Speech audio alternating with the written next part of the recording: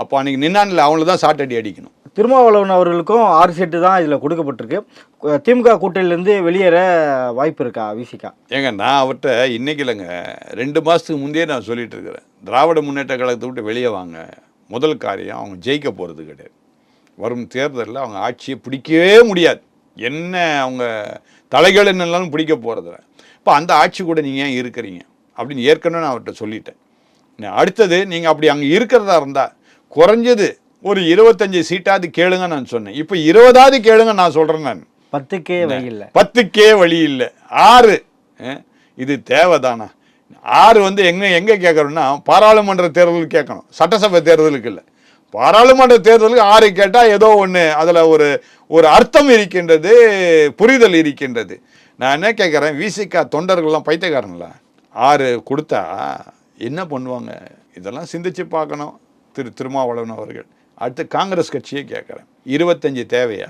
நீங்கள் ஒரு தேசிய கட்சி, என்னமோ மாநில கட்சிக்கு கொடுக்குற மாதிரி 25 சீட்டை கொடுத்துருக்குறாங்க. எவ்வளோ கேவலம் இல்லை இது? ஒரு 40 சீட் இருந்தால் கூட தேசிய கட்சின்னு சொல்லி உங்களுக்கு கொடுத்தாங்கன்னு சொல்லி சந்தோஷப்படலாம்.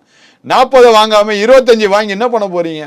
காங்கிரஸுக்கெல்லாம் கொஞ்சமாவது சொர்ணம் இருக்கிறதா இல்லையான்னு எனக்கு தெரியல. காமராஜரை இழிவுபடுத்தினா அந்த முக்தார்ன்றவன், திமுகவுடைய தூண்டுதல் தான் அந்த முக்தார் காமராஜரை இழிவுபடுத்தினா, அந்த இழிவுபடுத்தின நிகழ்ச்சியை காங்கிரஸில் இருக்கிற முக்கியமானவர்கள் எல்லாம் பெரும்பாலானவர்கள் நாடார் சமுதாயத்தை சார்ந்தவர்கள். நீங்கள் இன்னுமா திமுக கூட்டணியில் இருக்க நீங்கள் விரும்புகிறீங்க? இல்லை உங்கள் காங்கிரஸ் கட்சி தலைமை கிட்ட இதெல்லாம் சொல்லக்கூடாதா? என்ன என் முன்னாள் முதலமைச்சர் காமராஜர் ரோட்டில் போகிறவர் இல்லை, காங்கிரஸுக்கு அடையாளமே அவர் தான். தேசிய காங்கிரஸ்லேயே அவரை தான் நீங்கள் அடையாளப்படுத்துறீங்க. அப்படியே பட்டவரை ஒரு சாதாரண ஒரு யூடியூபர், ஒன் இண்டியான்னு இப்போ தான் ஒரு 1.5 வருஷம் தான் ஆச்சு. 1.5 வருஷம் மை இண்டியா 1.5 வருஷம் தான் அவர் ஆரம்பிச்சே. அவர் வந்து இழிவுபடுத்துகிற 1.5 வருஷத்துக்கு முன்னாடி வந்தவர் இழிவுபடுத்துகிறாரு. அசிங்கமாக இல்லை இந்த சமுதாயத்துக்கு? உங்களை வந்து தூக்கி உள்ளே போடுறாங்க. நீங்கள் இதுக்கு ஆர்ப்பாட்டம் பண்ணால் உங்களை தூக்கி உள்ளே போடுறாங்க இந்த திமுககாரங்க.